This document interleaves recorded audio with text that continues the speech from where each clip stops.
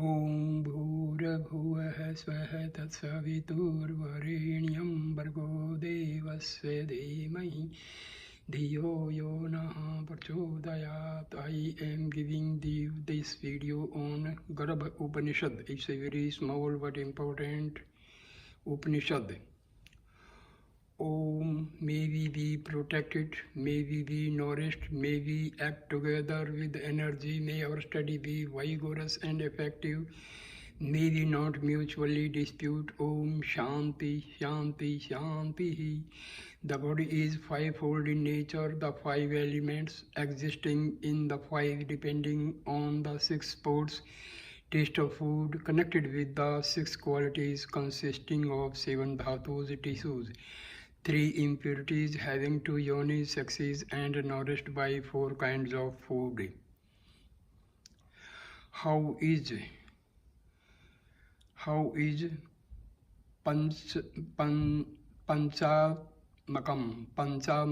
fivefold because of the five earth, water, fire, air, and ether. In this fivefold body, what is earth, what is water, what is fire, what is air, and what is ether?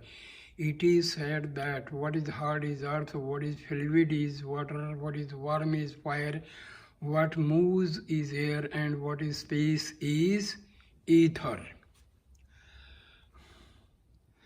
There the earth is to support, water is to consolidate, fire is for light, air is for movement, and ether is to provide space.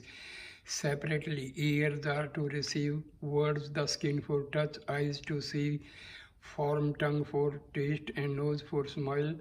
The genitalia are for pleasure and apanna for evacuation. One cognizes with the intellect, buddhi, and vision with the mind, manas, and speaks with words, vak. How is the sixfold sport? It is said to be the six taste of food: sweet, acid, salty, pungent, bitter, and astringent, and together with agreeable and disagreeable sounds and prayer make 10 categories. It has the white, red, black, smoky, grey, yellow, tawny, and pale as the color. What are the seven dhatus, tissues? When Devadatta, any person, desires enjoyment of objects from the proper combination of qualities, six types of taste, rasa, emerge from relish of food. Blood is created from it, flesh, thence fat, bones, marrow, semen. By the combination of semen and blood, the embryo Garbha is born, and its growth is regulated by the heart, mother's heartbeat, as well as the embryos.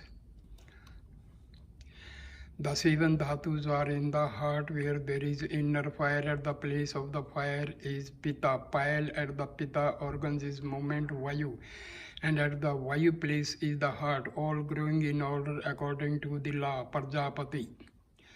When ready on the joining of the male and female, the embryo after a day and night is in a mixed semi-fluid state. After 7 days it becomes a bubble.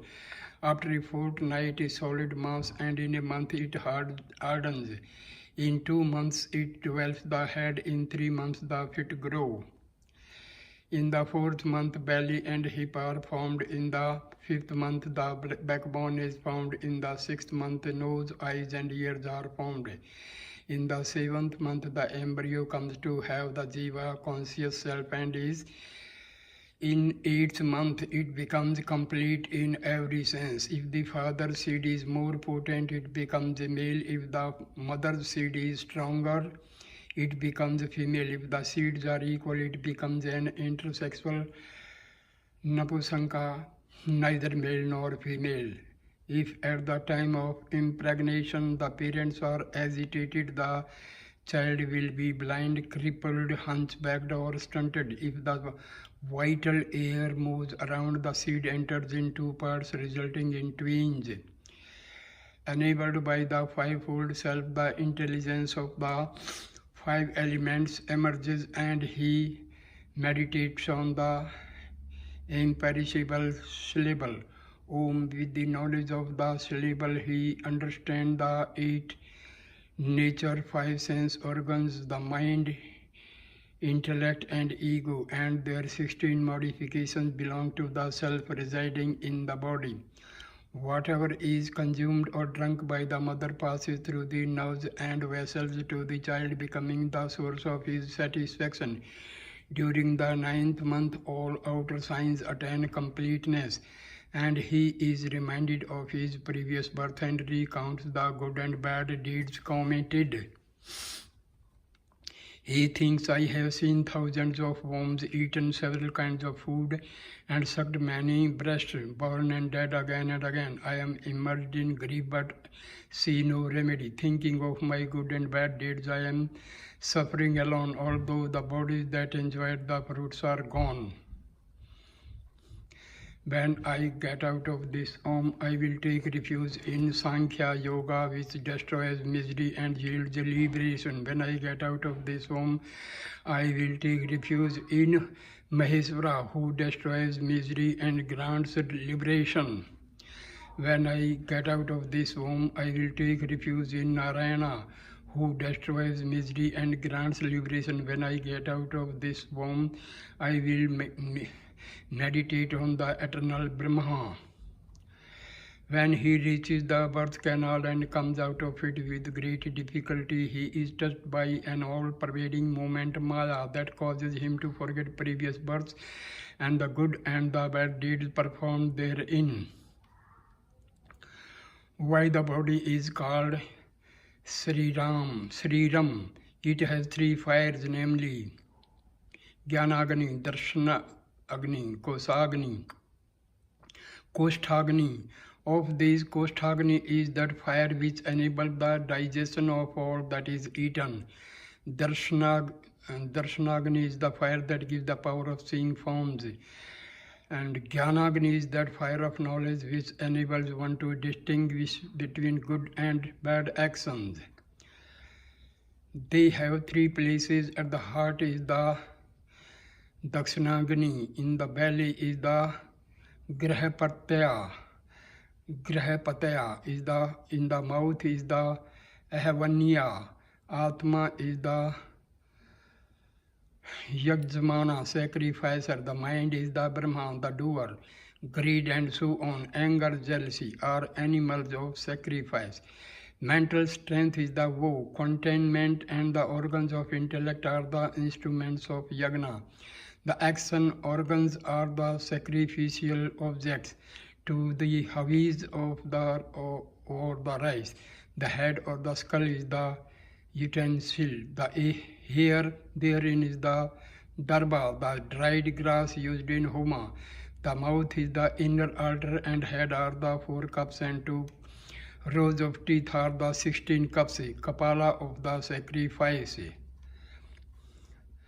The human body consisting of 107 marmas, weak or sensitive spots, 180 sutures or junction pointing, 109 sinews, 700 channels, 5 majja muscle, 360 bones and 45 million hairs. The heart weighs 8 palas and the tongue weighs 12 palas. It has 1 prastha of pitta, bile, 1 adhika of kapala, 1 kuduva of sukra and 2 prasthas of fat. The measure of the urinary or solid excretion is dependent on the intake. 1 pala is 45.5 grams. 1 prastham is 728 grams. 1 adhikam 2912 grams. 1 kuduvam is 182 grams. This Moksha Shastra was enunciated by the sage Pippalada. This Moksha Shastra was enunciated by the sage Pippalada, and here ends the Garbha Upanishad. In the next video, I will describe about how this Upanishad was, how how this Upanishad came into existence by sage Pippalada. Om Shanti Shanti Shanti.